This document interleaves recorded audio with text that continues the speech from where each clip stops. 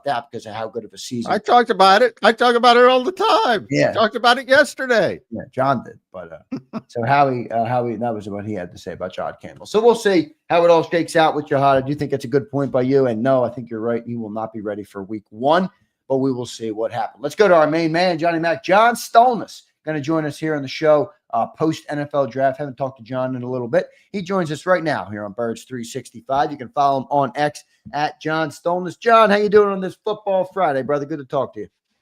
I'm doing great, guys. How's it going there? Good to see you, buddy. It's been a bit, but I'm glad we got you on post draft. And real quick, because we were talking about Jihad Campbell, you were in the green room. I don't know if you heard it, but yeah, he might be on the roster week 1. But I think you look at Cooper DeJean and the comparison Howie was talking about. Missed most of training camp, didn't play really until after the bye week, which was week 5. So you're talking week 6. So he's not gonna be a starter and an impactful player. 6 to 12 months is usually the range, which is a pretty big range for labrum surgery. You would think, being a high level athlete, he'd be closer to 6 than 12. But that would take you right to the start of September. So, it'll be a gradual ramp up. I want people to be prepared for that. That's my only point. But John, to you, just the pick as a whole, tremendous talent. I think more teams should take the philosophy of the Eagles. This is a long-term thing. This is not about week 1. It's not about the first rep of training camp. Who cares ultimately if he's there for, 7, 8 years? And right. I think talent-wise, they did it again. They managed to get a top-level talent at 31 in the draft because other teams are scared to do that. Yeah, I think the Campbell pick is a super interesting one. First of all, them picking a linebacker in the first round, I don't know if in my lifetime I thought I'd ever see that happen with this franchise. But the more they talk about it, by the way, we'll get into that, but you still may have not seen that. That's what I was going to say. It sounds like they view him long term as kind of an edge rusher. I know that the pie-eyed optimists out there are salivating over a Micah Parsons type scenario where you take this linebacker from college and you make him a primarily an edge rusher and he dominates the NFL. And certainly we all hope that that's what happens. He has the talent to do that. It certainly looks like they got great value at that spot when they're picking number 31 there. And you just can kind of judge these picks sometimes by how the rest of the NFL reacts, right? The rest of the NFL's like, oh no, they got another one. So that makes me feel good about the pick. I do question what their edge rush rotation is going to look like, though, for 2025. And understanding the offseason's not over, guys are going to get cut in training camp. And, there are still going to be some additions to this roster as the summer and early fall roll along. But I think for a lot of us, we were penciling Campbell in as part of the edge rush rotation. And it sounds, from what you're saying, that may not be the case, at least maybe even in September. As the season goes along, like with DeJean, he probably works his way up, works his way in, and maybe he becomes an important part of the rotation. But to me, then it still leaves them light there. And that's still an area that they need to address. I mean, unless they decide to keep Bryce Huff and Bryce Huff becomes the player that they thought they were getting when they signed him last offseason.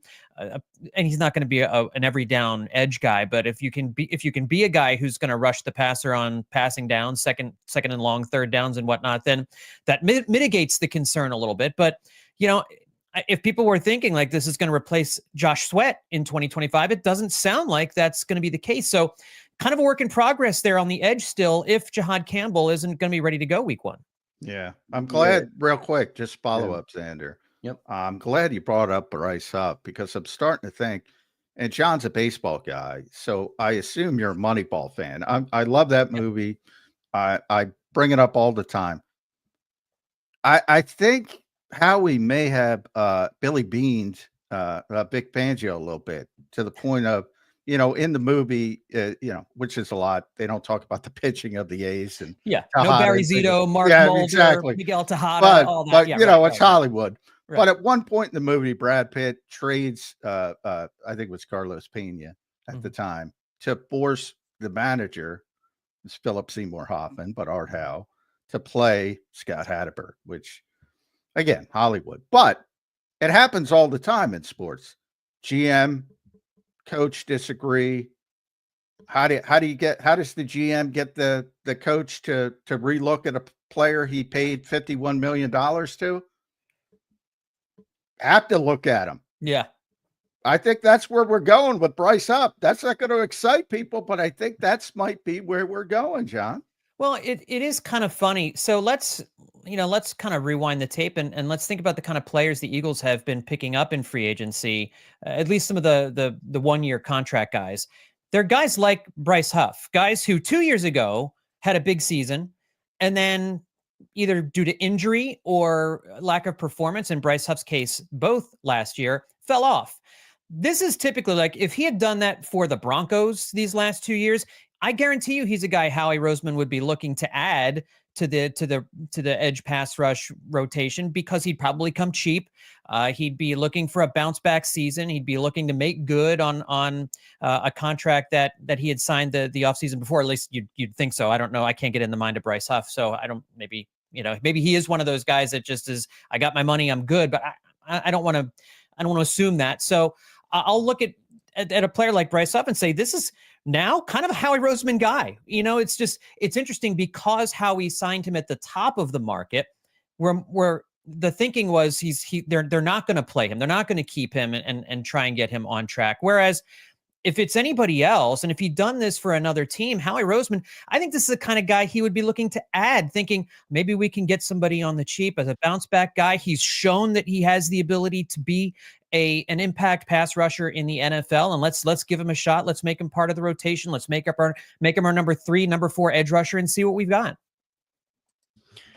John, you just heard the quote from Howie. I'm not sure if you heard the full thing, but the state is not worried about Jihad Campbell long term. Okay, the state-run media, as we brought up earlier in the show.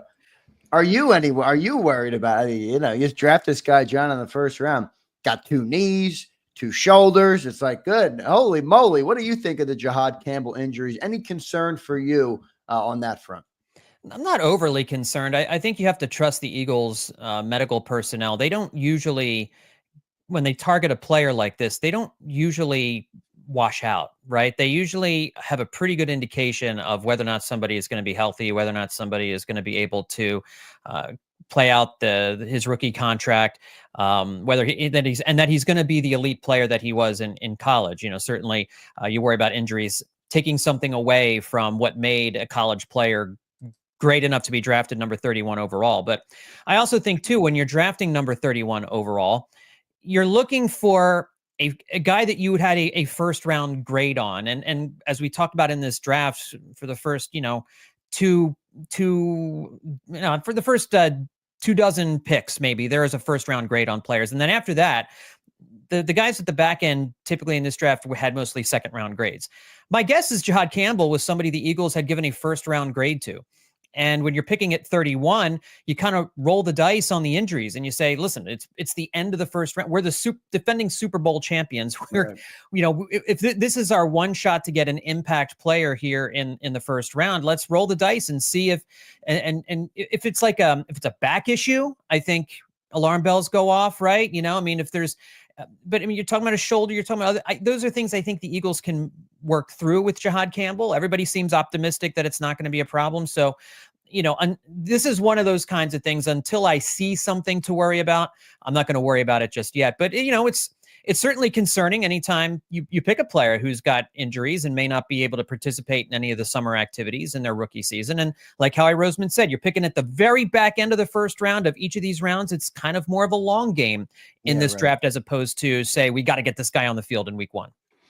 Yeah, I think it's smart. And to your point before, John, about the rest of the league wringing their hands. Well, you could prevent the Eagles from getting these players, the rest of the league.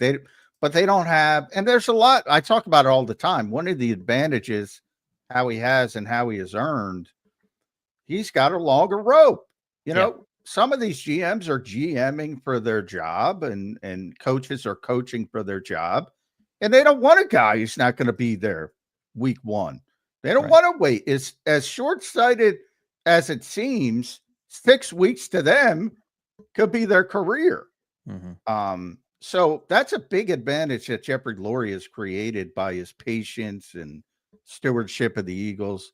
So I always like to give Jeffrey credit for that, because the Eagles are capable of doing things like this, or feel they can, and other teams just aren't willing to do it. And that's how guys like Nolan Smith and now Jihad Campbell end up in Philadelphia. Anybody could have had him, and they said, risk reward isn't worth it. But I do want to go on, because I think if Jihad's not there in training camp for most of training camp, and I expect that to be the case, I think there's even a greater microscope, fair or unfair, and it's probably unfair, on the second round pick, Andrew Makuba. And there's an opening there. There's an opportunity. You don't even have to worry about, is he going to play edge rusher? Is he going to play off ball line? He's going to be a safety. He's going to be competing to be a starting safety opposite Reed Blankenship.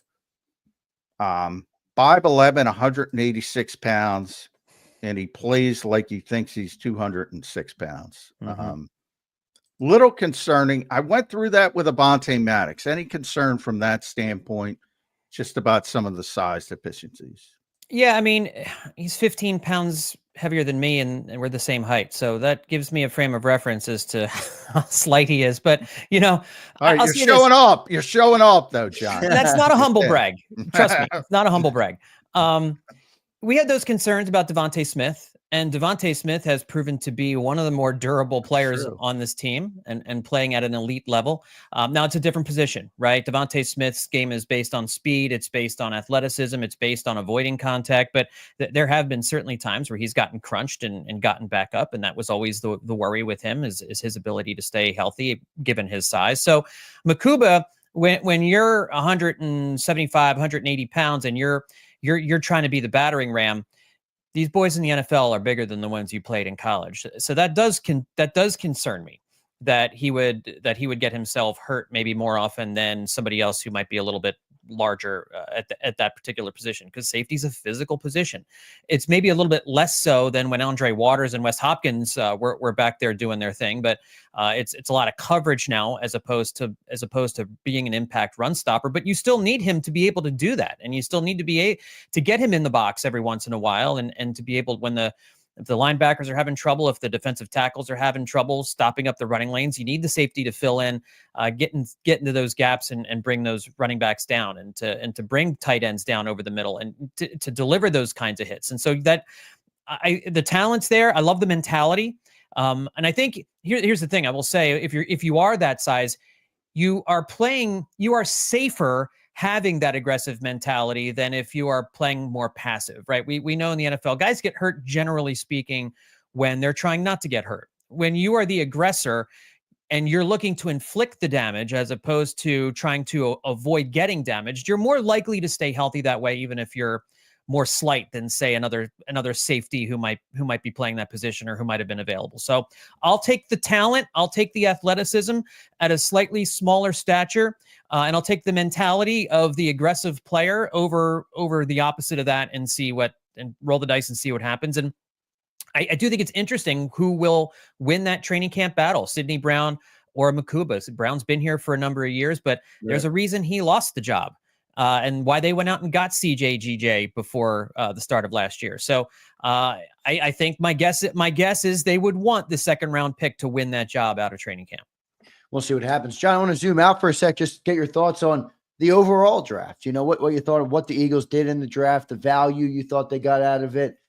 No tight end. Did anything stick out from you that was a concerning point? What did you think overall of the Eagles draft? They got 10 new players, which is a big class.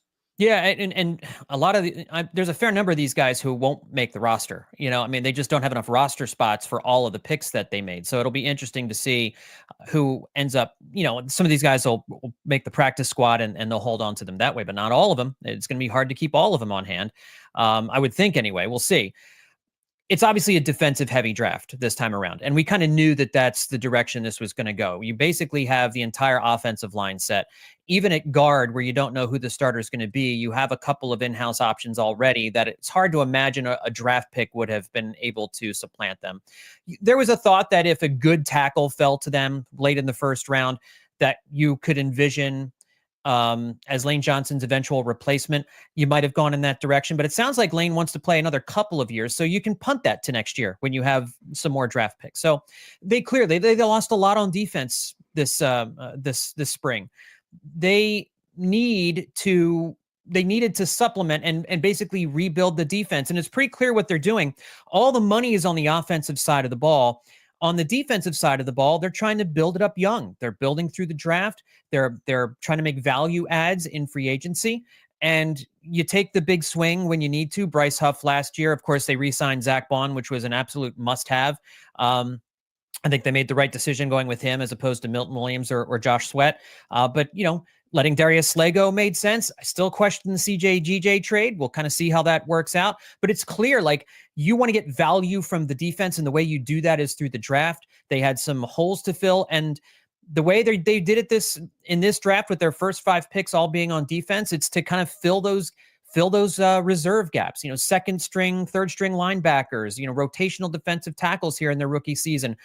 Mac McWilliams, the cornerback that they took in the 5th round, he's, it sounds like that's Keely Ringo's job now. They feel really good about that, and we'll see kind of, what that training camp battle shakes out to be. I think when you're the Super Bowl champions and you're picking at the end of every round, that's kind of how you have to approach the draft. Like, take the best guy available. You can't really look for positions of need at that point. The Eagles don't really have a whole lot of quote unquote need. So it made sense to me what they did. You mentioned tight end. I think that's a very interesting position not to have addressed in a draft that was deep in tight ends. You guys were talking about it right before I came on. I have written for Bleeding Green Nation about this. I think it would be a mistake to trade Dallas Goedert. I think they really should do what they can to, sign him to an extension, but, maybe it's not anything that guarantees money after this year, but just if you need to bring cap numbers down or whatever, figure something out with Dallas Goedert so that you keep him in the fold here for at least one more run with this offense. Because there's no alternative. There's no answer.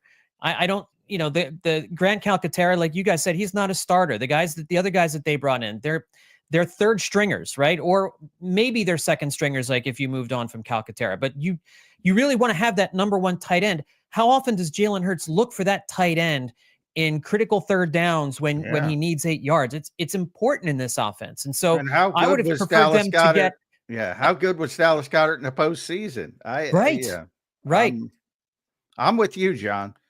I've been saying it for a long time, but the business comes into it from the standpoint, if you're Dallas Goedert and you see, he's not George Kittle, but you see what George Kittle just got on his extension, and George is a little bit older than Dallas Goedert. So I think Dallas Goedert sees this as his last opportunity to get multiple years of guaranteed money.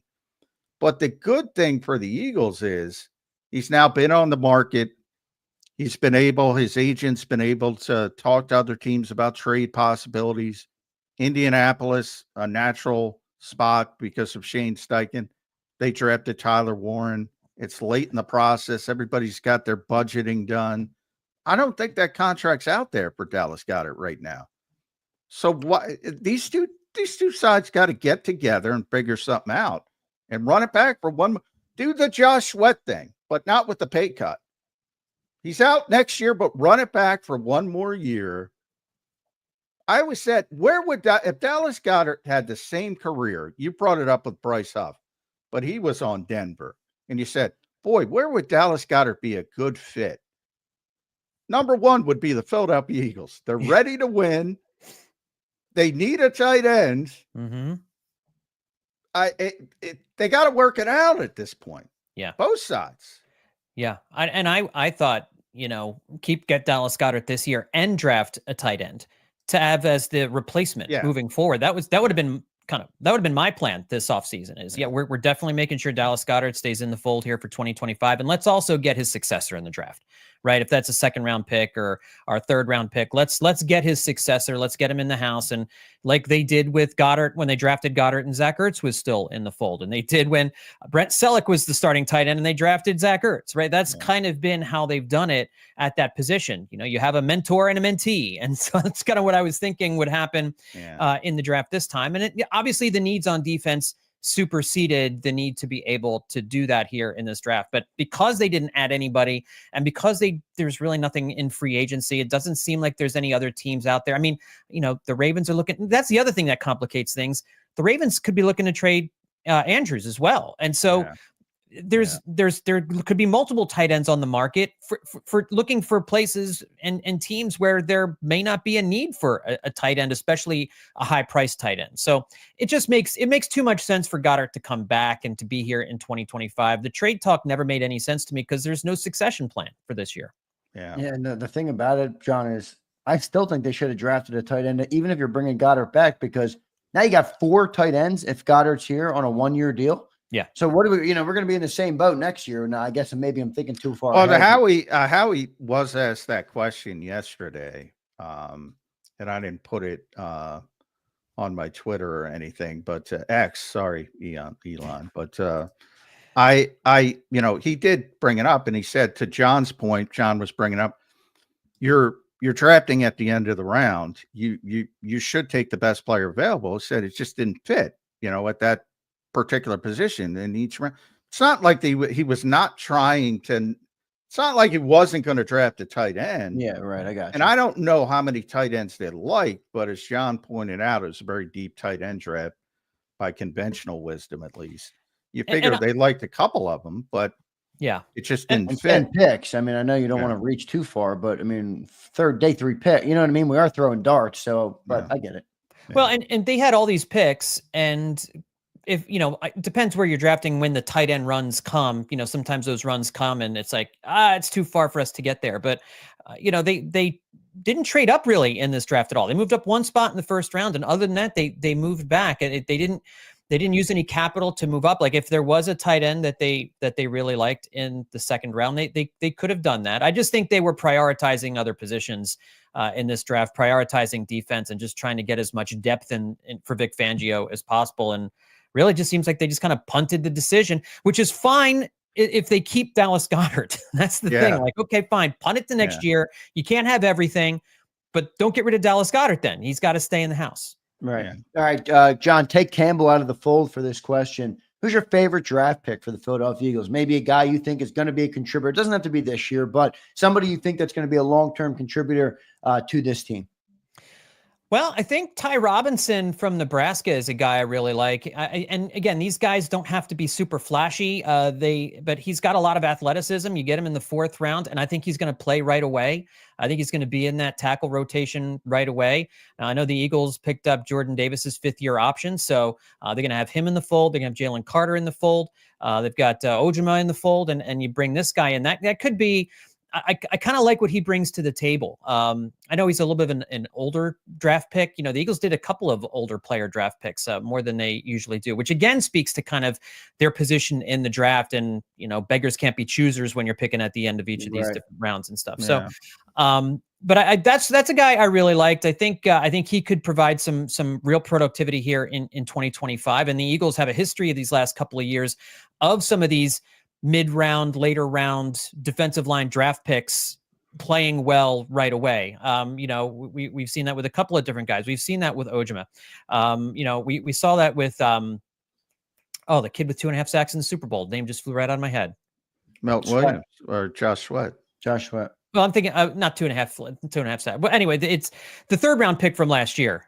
Melton Williams. Alex Hunt. Alex Hunt. Oh, Alex Hunt. Okay. I could not extract the name. I got caught up in the 2.5 sacks. Yeah. I know I said the wrong thing. Yeah. And I'll tell you the other guy, and it might just be because he's a quarterback, but Kyle McCord is interesting. I agree with you, man. He is. Especially, he's like, Tanner McKee, they drafted late a couple of years ago, and now he's their backup quarterback. He's shown that he can, at least he's shown the Eagles that he can be this team's starter if Jalen Hurts goes down for a Super Bowl contender. And McCord just threw up crazy numbers for Syracuse last year. Obviously a transfer into Syracuse in a pass-happy offense last season.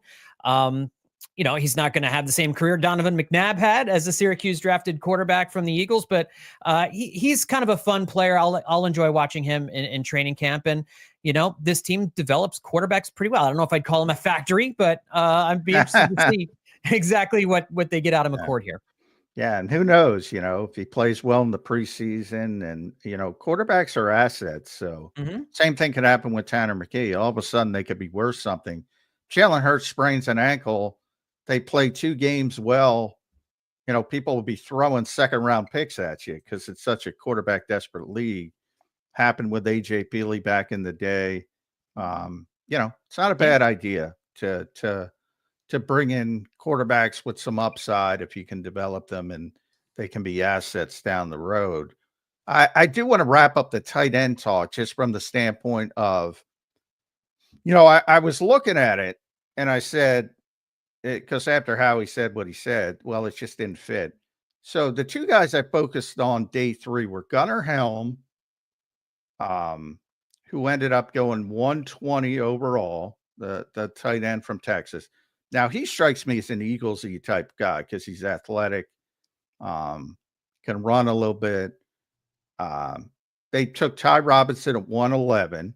So now Eagles fans have already gotten the players. So, but if you'd ask them today, would you rather have Ty Robinson or Gunnar Helm? They go, I'll take Ty Robinson. Now, none of us know, but Right. But I think people are high on Ty. And then Mitchell Evans is a guy, and from my standpoint, I focused on Mitchell Evans because he's the rare blocking tight end, and the Eagles are Saquon Barkley, offensive line. Let's get that guy who can block. And seeing how the Eagles drafted, they probably didn't like him because they just went all athletes, basically up and down the board. But even if they did, he went 163, and that would have been 2 spots after they drafted Smile Munden, the linebacker from Georgia, tremendously athletic. So I see what Howie's saying about the tight ends. It just didn't fit. And I'll also add, if you look at the second round, when they drafted Andrew Makuba at 64, he did say they were trying to trade up. Now, who knows who that was for? Could have been a tight end. But, it's tougher to trade up when you're at the bottom of rounds because the picks aren't as valuable. And even future picks, because everybody has that mentality. Well, the Eagles are still going to be good. It's just a matter of how good. Right. So their picks are going to be at the bottom of each round again next year. So I just wanted to add that in because, sometimes people don't believe. And some of what Howie was saying was, if you look at the actual draft board, it kind of fell in a way where, the Eagles probably thought Ty Robinson was better than Gunnar Helm. Yeah. And they thought Small Munden was better than Mitchell Evans. And I think that's smart. Yeah, I do too. And it takes 2 to tango in these in trades on draft day. You got to have another GM who wants what you have. I also wouldn't discount a little bit of Howie inflation when it comes to draft day trades. Obviously, you don't want to do, if you're an opposing team, a whole lot to make the Eagles better. And with Howie Roseman, he has had a tremendous amount of success in the drafts these last few years. If you're another GM, you might be willing to trade with Howie Roseman, but are you going to try to extract a little bit of a higher price from Howie Roseman than maybe you would somebody else? A little bit of Eagles inflation there, Howie inflation, to say, okay, well, we'll help you move up to get the guy that you want, Howie, but maybe we're not following the charts quite as closely in terms of draft position value. Maybe there's a little bit of an upcharge. And to that point, the Eagles tried to trade up at 22 with the Chargers to get Jihad Campbell. They were trying to go up that bar. Yeah. You telling me the Eagles got a tariff imposed on them, John? I think that might be it. Yes, I think there's an NFL trade war with Howie Roseman, and the tariffs have come. He was asked that. I have gotten that feeling that guys are frustrated. Some of Howie's peers of how much love. Like yesterday, he was on with Adam Shine on Mad Dog Radio. And you should go listen to that interview just for Adam Shine's introduction. Howie's at the point where he can do no wrong and other people look at it, and I think there's a little jealousy. He got that Bryce Huff signing last year blew up in his face. Yeah. And Yeah. no one talks No about one it talks about it. Yeah. because of because of the smart draft picks. But let's also rewind the clock a little bit. Before last year, all of those Georgia defensive draft picks, the drafts of the previous 2 years, we Yeah, it still wasn't weren't looking good.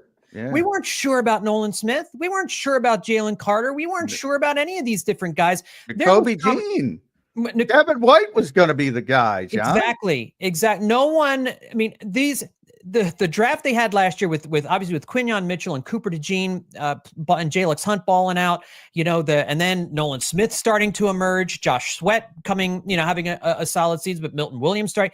But that all didn't happen until the start of last year. Howie Roseman's drafting these last couple of years came under some criticism because some of these guys that he selected early, we weren't sure if what Nolan Smith was going to do. Like, is he going to take a step forward? Is Nakobe Dean going to be reliable? I mean, when Nakobe Dean got hurt 2 years ago, we went into the 2023 season saying, like, man, they are kind of hitching their wagon to this Nakobe Dean's going to be a starting linebacker thing. And he played 2 games and the defense was a mess. So, things can change quickly in a year here in the NFL. John, talk to me about Jordan Davis. You mentioned the 5th-year option got picked up. Controversial player, not from a, just from a perspective of people are like, how much do you want to pay him, the snap count. What do you see in Jordan Davis? Do you think they'll get a long-term extension done? Do you like picking up the 5th-year option, or are you against it? What's your thoughts on Jordan Davis? I'm in favor of picking up the 5th-year option. I don't see a long-term contract getting done with him. You're going to have to pay Jalen Carter. You're going to have to pay Quinyon Mitchell and Cooper DeJean at some point. It's not going to happen right away. But I think you have to make a decision with Nakobe Dean. You're going to have to make a decision with Nolan Smith. I think all of those guys would be at the front of the line ahead of Jordan Davis in terms of a long-term contract extension. Now, what are the numbers? What is Jordan Davis going to want? What is he going to demand? What would the market dictate? If there's a deal to be had there where, you're paying less than market value or you're getting a team-friendly discount, okay, I'd have that conversation, and then I could believe something like that would happen. And Jordan Davis is a solid player. The problem is that he was picked very high in the first round. Was he 11, right? 13. Yeah. So they were talking up, when he was drafted, he was a run-stopping defensive tackle, but he had all the athleticism, it appeared, and all of the tools to make you think he could also be a pass-rushing defensive tackle. We have not seen that part of his game show up yet. The thing is, we haven't needed to see that part of his game show up. What he does in the run game is effective, and it's necessary. It just doesn't get a lot of glory. It doesn't get a lot of headlines. You can't even really see what Jordan Davis does a lot of times. But with Jalen Carter and Jordan Davis next to each other, offensive lines have to make a decision. Who do we double team? And so I think in that way, he helps Jalen Carter a little bit. He helps any of the other rotational defensive tackles who will be in there with him, and he does a good job stopping the run. I just think there's a ceiling on his game. He's not going to be a guy, I don't think, who gets 6 or 7 sacks a season. He'll pop up for 1 or 2 here and there like he did in the Super Bowl. But he is what he is. And so I think he's a valuable player. 5th-year rookie contract, great. Sign me up for that. I don't see a long-term contract extension coming. Yeah, I'm with you. And we were talking about Howie in relation to Bryce Huff and, taking Jordan Davis at 13 overall. And I've been talking about this while, like, who's doing this evaluation, John, saying this guy's going to be a great interior pass rusher? You took a 2-down player, 13th overall. Yeah. And that creates problems on the business front because people don't see the value, whether that's fair or not. I think it's kind of unfair, but they don't see in the value. If you're the 13th pick overall in the draft, you have to do this. And people want to see sacks. In what world, I say this, John, you had Jalen Carter and Milton Williams as your main interior pass rushers last year. I think one was 1 by PFF, one was 3 by PFF. In what world would you want Jordan Davis on the field in 3rd and long? Right. I mean, like you could say people are hoping for it. Why would you even hope for it? Why would you want those guys off the field? Now, you lose Milton Williams, but still with Moro Ojomo. Like, I'm not going to ask Moro Ojomo to go play nose tackle. Right. And I'm not going to ask Jordan Davis to do what Moro Ojomo does. It is interesting. It is interesting. Ojomo was a 7th-round pick. Yeah. And I think you could argue has more impact maybe than the guy they picked number 13. And that's not to say that, Jordan Davis isn't a good player, but just in what they do, those two guys, it's the where they were drafted in the production level. Yeah, it's just very interesting. That's where I'll push back. I would say Jordan Davis helps you to get to 3rd and long. Sure. But to your point, and I think where you're right is, yeah, but Morrow's going to get the sack, and people think that's more valuable than turning 1st and 10 into 2nd and 10. Yeah. And maybe it isn't, but it's always going to be seen as the bigger impact. So I agree with you from a perception standpoint, but I think that's the problem with Jordan Davis. And I've used that, and Zander can tell you from day one when they drafted, I said, this is a very esoteric pick. I'm not sure people are going to understand it.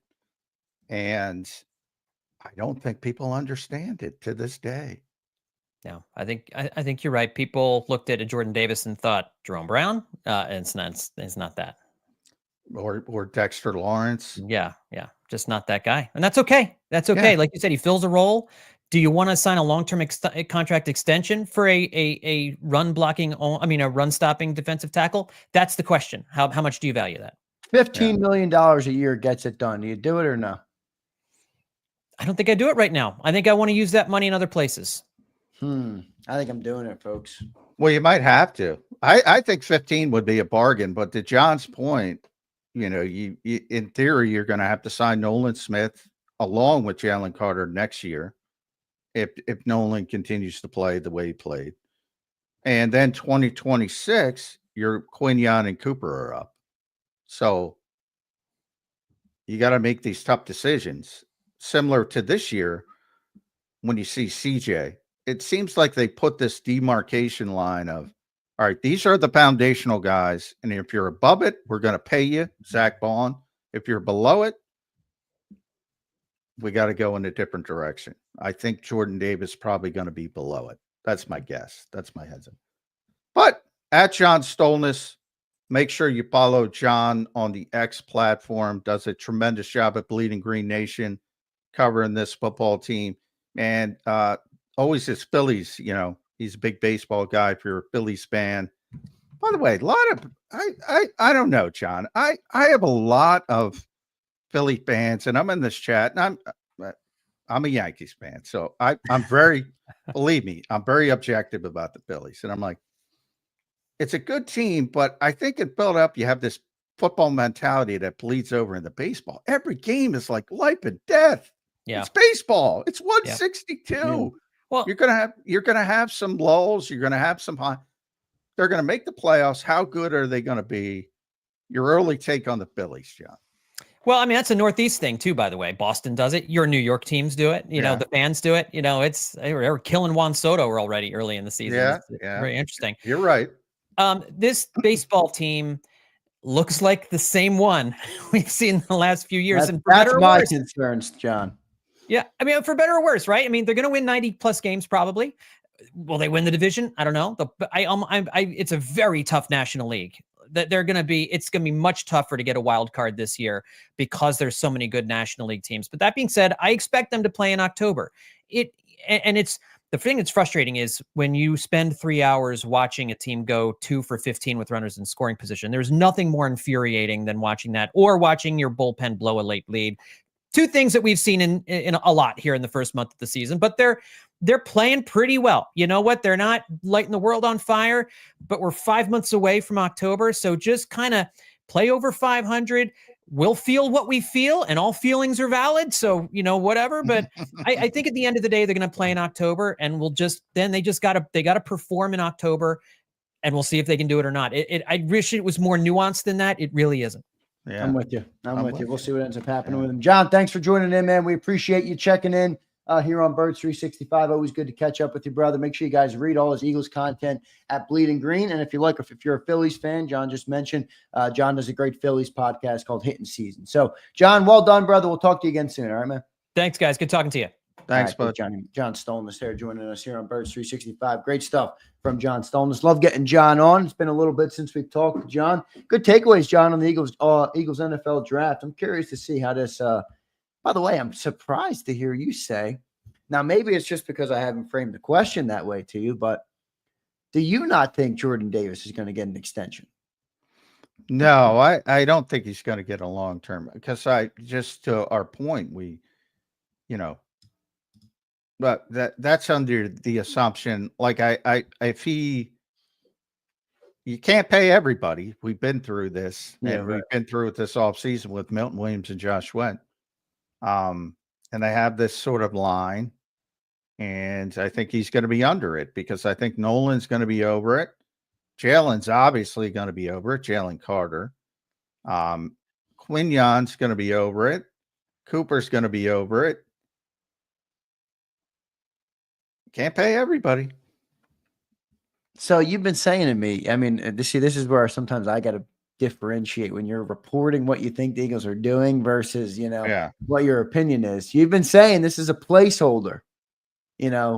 Is your opinion that they should not, or that they will? No, for the Eagles, 50-year, when I say that, I mean 50-year options in general are placeholders for the longer term philosophy. Like, they don't generally, not often, do they let foundational pieces play as a lame duck. And that'll tell you, if they let them play as a lame duck, that'll tell you all you need to know. So you think there's a chance they do go into the year next year, though, with no new contract, and he's just playing on the 5th-year option? Because I thought that didn't give you any cap flexibility. I thought that's what Howie doesn't. That's why they don't like doing it. Yeah. But the cap is going where it is, and it's going even higher. So yeah, $12.9 million isn't exactly $12.9 million of 5 years ago. So yesterday I said between 15 and 18 is where I think his I don't think it gets it done. Now, that from Jordan, that's probably where from Jordan's standpoint, like, I'm not taking less than 18. And that might even be lowballing him. Really? You don't think Jordan knows that as good of a player as he might think he is, he doesn't understand the limitations and why you can't just pay him what you're paying? Yeah, but I think his limitations here are not necessarily his limitations elsewhere. Like, he might be a better pass rushing option on some poorer teams, and there's a lot of poorer teams.